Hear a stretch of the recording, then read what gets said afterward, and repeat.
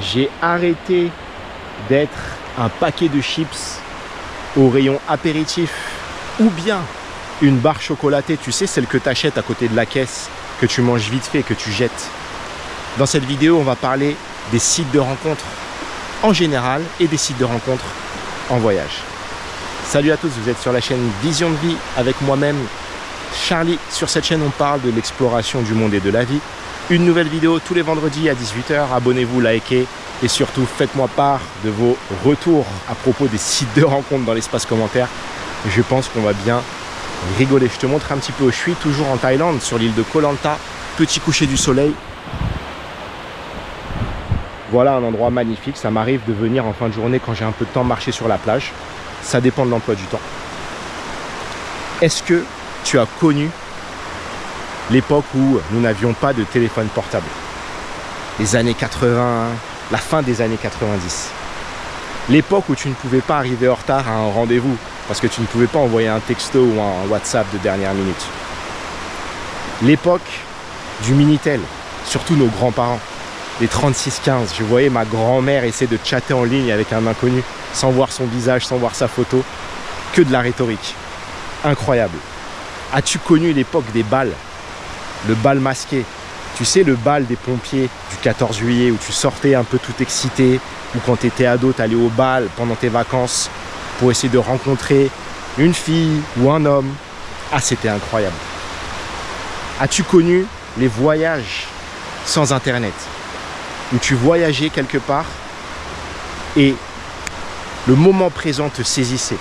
La rencontre d'une inconnue, peut-être une femme latine, une femme asiatique ou peut-être une touriste qui, comme toi, voyage et que tu rencontres comme ça sur une plage, sur une île, dans un reggae bar, dans ton hôtel, dans une auberge de jeunesse.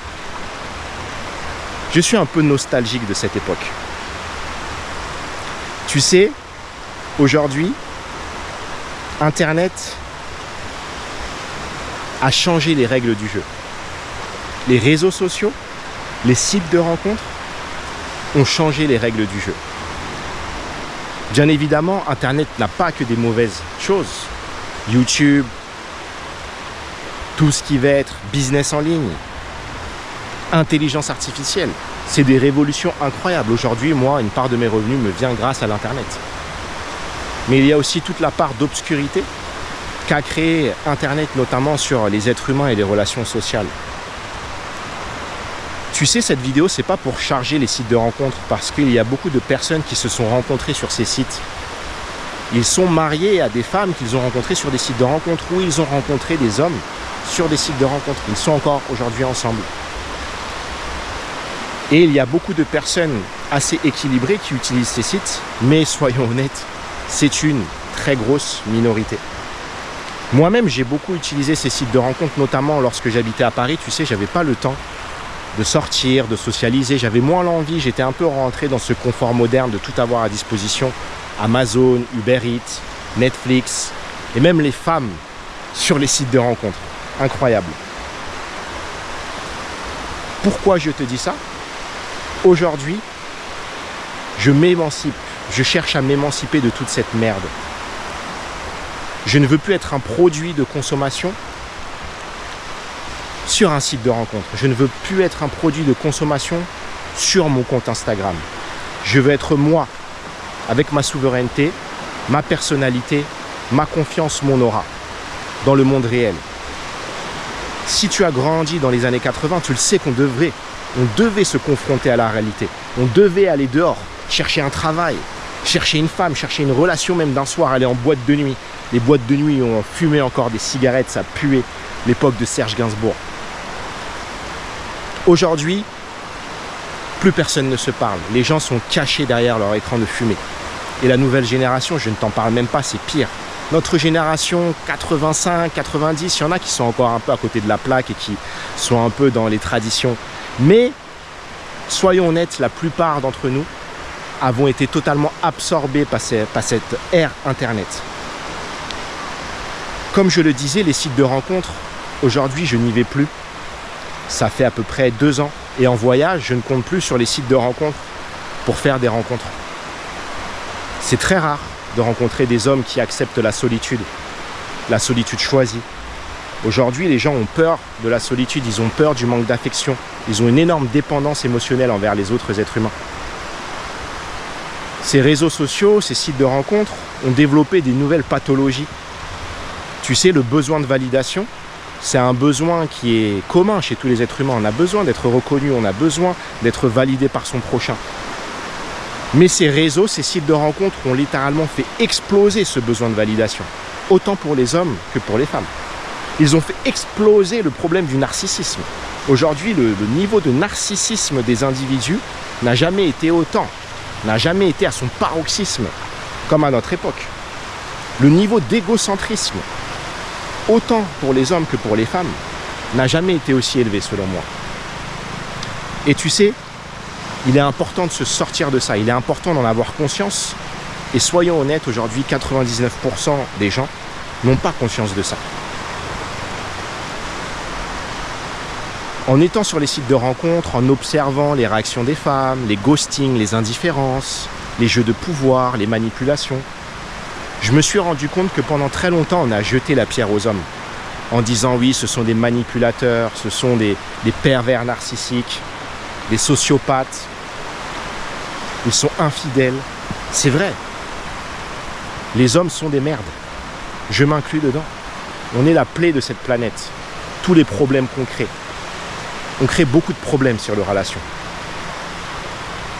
On n'a souvent pas été cool avec les femmes. Même si ce n'est pas une généralité et que, selon moi, il reste des hommes de valeur et il reste des hommes bien dans ce monde. Malheureusement, avec le temps, j'ai le sentiment que cette tendance, non pas s'inverse, mais s'équilibre grandement. La gente féminine, aujourd'hui, a pris une énorme claque. Et je pèse mes mots. Une claque monumentale à cause de ces réseaux sociaux. La femme traditionnelle n'existe plus. Aujourd'hui, la plupart des femmes ont un besoin de validation, un besoin d'être regardées, d'attention, d'être validées. Oui, tu es jolie, oh ta photo, oh oui, les influenceuses. C'est hallucinant, ça m'attriste. C'est génial qu'aujourd'hui l'égalité homme-femme soit un petit peu plus équitable. Et je suis pour le pouvoir des femmes. Dans le milieu artistique, dans le milieu politique, regarde des femmes comme Beyoncé. C'est incroyable. Ce sont des modèles pour moi. Rihanna, des Michelle Obama, Hillary Clinton. En France, on a aussi, tu vois, des actrices comme Virginie Ledoyen, elle est magnifique. Des Caroline Receveur, tu vois, même si c'est une influenceuse, elle a quand même bâti des choses intéressantes. Des femmes vraiment de valeur, avec de la puissance, ça j'adore. Mais le problème, c'est tout le pouvoir négatif que ces réseaux sociaux et ces sites de rencontres ont donné aux femmes. C'est trop. C'est toxique pour elles. Ce qui fait qu'aujourd'hui, pour un homme, que tu sois lambda, ultra beau gosse, musclé, riche, pauvre, que tu sois un cassos ou un geek, c'est beaucoup plus difficile de rencontrer une femme. Les femmes ont absolument tout ce qu'elles veulent, elles ont tout le choix du monde. Quand tu es sur un site de rencontre, tu es une photo comme un paquet de chips au rayon apéritif. Tu es un sneakers au rayon chocolat. Tu es les Ferrero Rocher Leader Price, mon ami. Personne n'en a rien à cirer de toi, malheureusement. Et tu es obligé de jouer le game, la compétition. Et parfois, ça va complètement à l'inverse de ta personnalité. Notamment pour les gens qui sont introvertis, etc. Moi, tu sais, j'en ai eu ma claque un peu de jouer ce game de la compétition, de devoir plaire, de devoir me justifier, de devoir guérir les autres. Aujourd'hui, je ne veux plus appartenir à ça. Et c'est la raison pour laquelle je n'utilise plus ces sites en voyage. À l'époque où j'ai utilisé ces sites, j'ai tiré 3 leçons finalement des applications de rencontres. La première chose, tu sais, c'est lorsque tu es touriste. Tu viens par exemple ici en Thaïlande faire ton voyage. Tu utilises Tinder, Bumble ou Adopte un mec, je ne connais plus le nom des sites. Et puis tu essayes de rencontrer quelqu'un. Tu vas essayer de rencontrer une touriste. Je peux le comprendre, mais c'est un peu ridicule. Tu arrives à l'autre bout du monde et tu es connecté derrière ton téléphone et tu vas finir avec une Européenne ou au pire une Française qui vient de la ville voisine de chez toi. Quelle est l'ouverture? Quel est l'instant présent? Quelle est l'incertitude dans ce type de rencontre? C'est proche de zéro. Et tu sais, le problème aussi, quand tu utilises ça en tant que touriste, c'est que souvent les nanas font leurs courses sur ces sites de rencontres, les hommes aussi. Ils changent leur localisation. Ah tiens, je suis à Bangkok du 1er au 3 novembre et du 4 novembre au 6 novembre, je suis à Koh Samui. Comme s'il fallait qu'ils aient un emploi du temps, comme s'il fallait qu'ils trouvent un guide touristique ou un partenaire pour absolument aller regarder un coucher de soleil ou aller au reggae bar, boire de la bière le soir pour finir complètement bourrés dans leur lit en train de faire des activités illicites. Je te passe les détails. La deuxième chose, c'est quand tu es expatrié, par exemple, comme moi, ou digital nomade, tu vas utiliser ces sites de rencontres, tu sais, pour essayer de socialiser, faire des rencontres féminines. Je le comprends. Mais le gros problème, c'est de vouloir connecter ce que tu es au secteur touristique. Moi, tu sais, j'ai à un moment beaucoup fréquenté de touristes en tant qu'expatrié que digital nomade. Je fréquentais des nanas qui étaient là sur Bumble, qui passaient leurs vacances aux Philippines ou qui passaient leurs vacances à Bali, etc. Et puis, tu sais, au bout de 2-3 phrases, ça commençait à me casser les bonbons parce qu'en fait, elles avaient toutes la même histoire. Oui, je suis en voyage initiatique à Bali, je vais visiter mes cascades. Allez, on n'en a rien à cirer.